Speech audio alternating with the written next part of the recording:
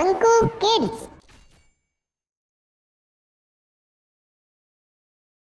এসো বাচ্চারা, আজকে আমি তোমাদের একটা কথকি কচ্ছপ আর দুটো হাঁসের গল্প শোনাবো।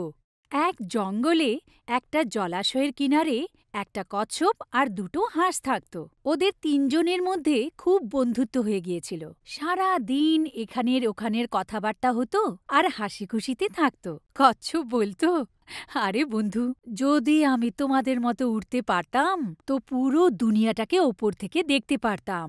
তো হাঁসও বলতো, হ্যাঁ হ্যাঁ, কেন নয়, কিন্তু আমরাও তো এটা ভাবি, যদি আমাদের পিঠটাও তোমার মতো স্ট্রং হতো তো আমাদেরও কিচ্ছু হতো না, যদি আমাদের উপর যতই আঘাত করুক না কেন। কচ্ছপ হাসে, ঠিক বলেছ বন্ধু, আমাদের দুজনের মধ্যেই কিছু না কিছু আলাদা জিনিস তো আছেই, কিন্তু ভগবান তো কিছু না কিছু ভেবেই আমাদের বানিয়েছে। তো হাঁস বলল, হ্যাঁ বন্ধু, এটা তো ঠিক বলেছ, যা আমাদের কাছে আছে সেটাতেই সন্তুষ্ট থাকা উচিত। একবার জঙ্গলে আকাল পড়ে গেল, সব জায়গা শুকিয়ে গেল, আর যত জানোয়ারগুলো ছিল সব জঙ্গল ছেড়ে চলে যেতে লাগলো।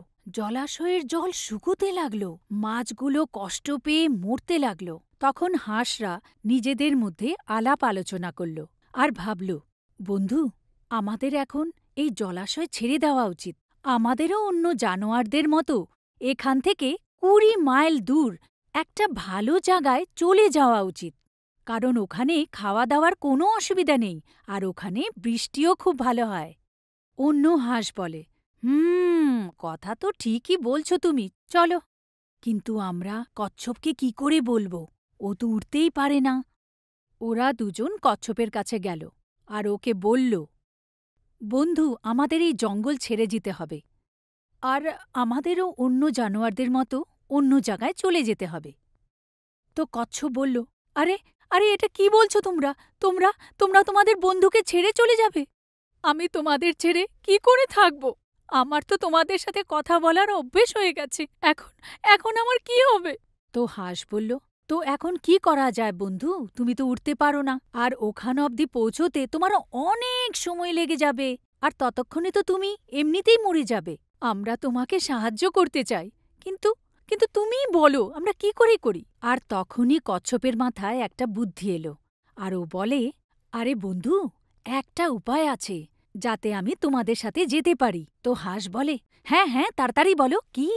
তো কচ্ছপ বলল, তোমরা একটা লাঠি নিয়ে নাও, আর একদিকে তুমি ধরো, আরেকদিকে ও ধরবে, আর মাঝখানটায় আমি নিজের দাঁত দিয়ে শক্ত করে ধরে রাখব, আর তোমরা দুজনে উড়িয়ে সেই জায়গায় নিয়ে চলো যেখানে তোমরা যেতে চাও। তো হাঁস বলল, দেখো বন্ধু, এটা তো সঠিক উপায় বলেছ, কিন্তু তোমার না বেশি কথা বলার ভীষণ অভ্যেস আছে। দেখো, আমরা তোমাকে নিয়ে যাব, কিন্তু কিছু হয়ে যাক, যে কেউ যে কিছু বলুক, কিন্তু তুমি তোমার মুখ একদম খুলবে না, কারণ তুমি তোমার মুখে লাঠি ধরে আছো, আর যদি সেই লাঠি ছেড়ে দাও তো তোমার কি অবস্থা হবে? আরে আরে আরে, আমাকে পাগল ভেবেছ নাকি? আমি একদম ছাড়ব না, চলো। হাঁসেরাও খুশি হয়ে গেল। দুটো হাসি এক এক দিকে লাঠিকে কামড়ে ধরল, আর মাঝখানে কচ্ছপ ওটাকে শক্ত করে কামড়ে ধরে রাখল, আর হাঁসেরা উড়তে উড়তে ওকে নিয়ে যায়। আর তখনই রাস্তায় উড়তে উড়তে যখন যাচ্ছিল, তখন নিচে থেকে একটা লোক ওপর দিকে তাকিয়ে বলল, আরে আরে আরে, এটা কি? মনে হচ্ছে কচ্ছপের ডানা বেরিয়ে এসেছে। ওই দেখো, ওই দেখো দেখো, কি করে যাচ্ছে, কচ্ছপ উড়ে যাচ্ছে। সেটা দেখে অন্যজন বলল, আরে ডানা টানা কিছুই বেরোয়নি, ওই যে দুদিক থেকে হাঁস ধরে আছে না, ওরাই ওকে উড়িয়ে নিয়ে যাচ্ছে।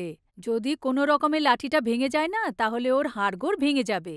কচ্ছপ এগুলো শুনতে পাচ্ছিল আর নিজেকে কন্ট্রোল রাখতে পারল না, আর হঠাৎ করে বলল, হাড়গোড় ভেঙে যাবে? হাড়গোড় তো তোমার ভাঙবে, আমার কেন ভাঙবে?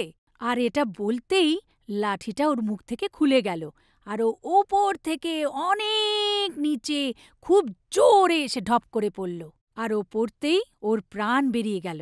আর হাঁসেদের খুব দুঃখ হলো যে ওরা ওদের বন্ধুকে হারিয়ে ফেলল, কিন্তু ওরা আর কি করতে পারত, ওরা তো আগেই বলেছিল। তো বাচ্চারা, এই কাহিনী থেকে আমরা কি শিখলাম? সবসময় নিজের ওপর নিয়ন্ত্রণ রাখো, আর অবস্থা বুঝে কথাবার্তা বলো। প্লিজ আমাদের চ্যানেলকে সাবস্ক্রাইব করুন আর নতুন নতুন ভিডিওর কথা জানতে আমাদের বেল আইকনকে প্রেস করুন।